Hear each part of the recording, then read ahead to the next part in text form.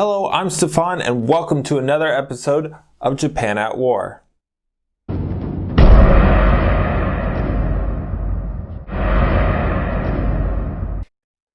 Last time, Yi Il's army attempted to take on the Japanese army under So Yoshitoshi near Chungju, but was badly defeated through a mixture of poor decisions and being outnumbered. But what happened to the general? General Yi Il near the end of the battle had escaped while his men were being slaughtered. He did this by getting rid of both his horse and his armor and then ran up the mountain behind the battlefield. He eventually made his way to Choryong Pass. The country commander that was sent from Seoul to defend the pass had never arrived, most likely fleeing himself. And this was kind of sad for the Koreans, as the pass was really easy to defend.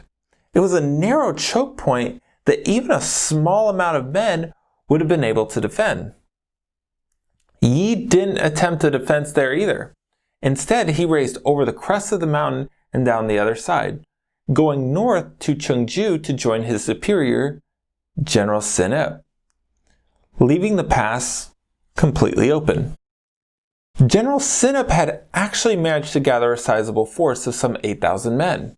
Sin's plan had been to march his men to Choryong Pass to mount a defense, where the rocky terrain and bottleneck nature would have been to their advantage. The appearance of a now dirty Yi Il with no armor, no horse, and no army made him change his plan. With Chungju fallen, Yi's army destroyed, and the Japanese already marching on Choryong Pass, General Sin decided that he would remain at Chungju. And he would do battle there in an open field and not in the mountains. One of his lieutenants actually had apparently told him that a better plan would have been to take the high ground in the surrounding hills. Sin-ip reprimanded the man, telling him that that would make his cavalry completely useless.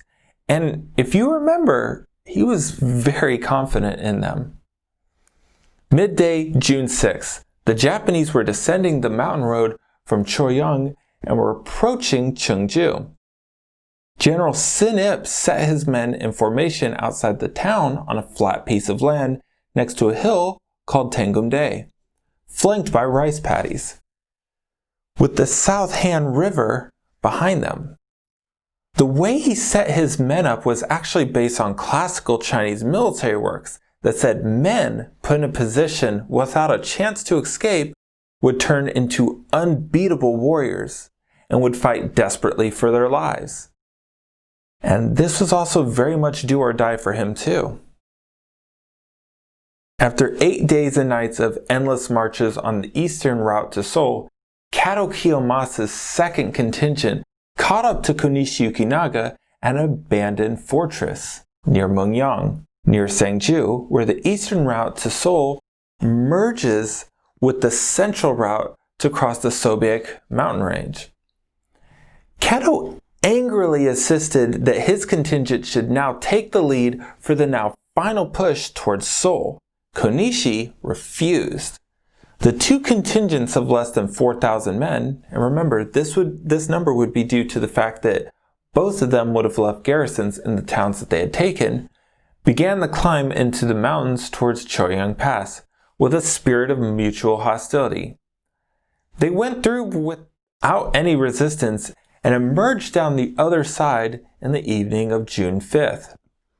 Once there, and with the city of Chungju in sight, they captured a Korean civilian that told them of the army with many generals of valor and thousands of great warriors. It was at Chungju that Kato planned his revenge.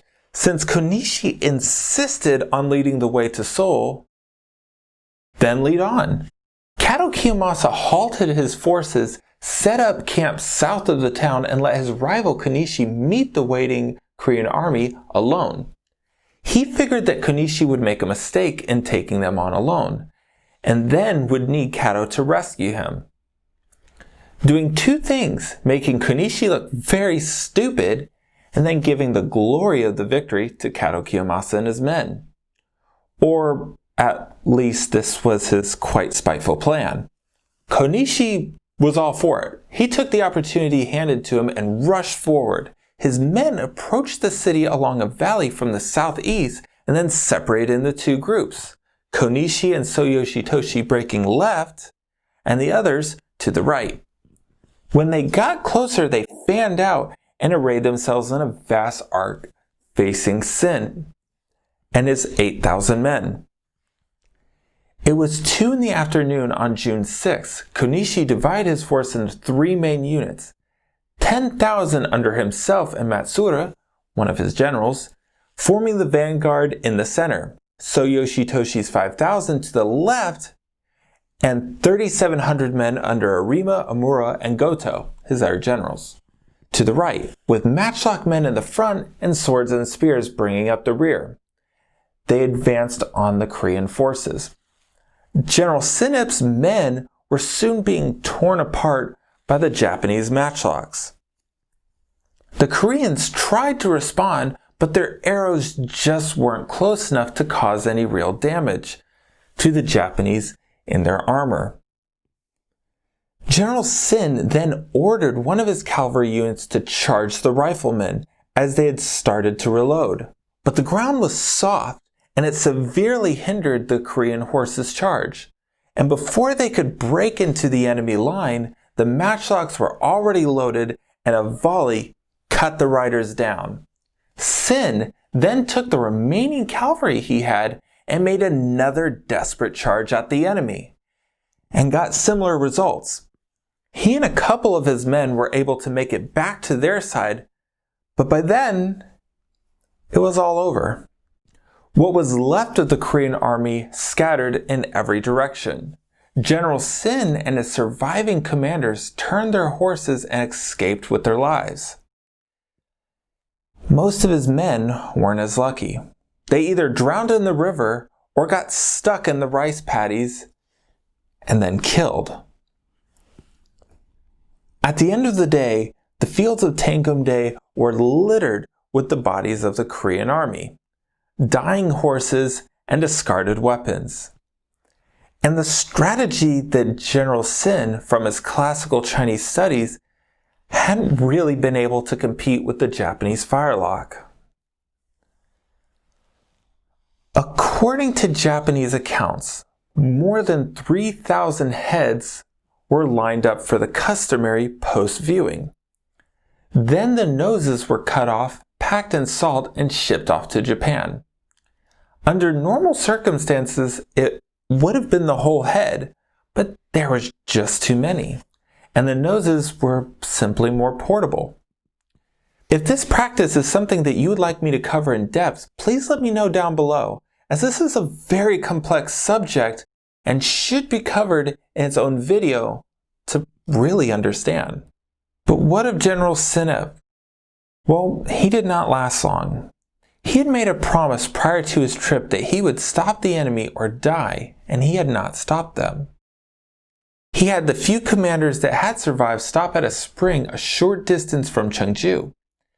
He told his officers that he would rather die than face the king in shame.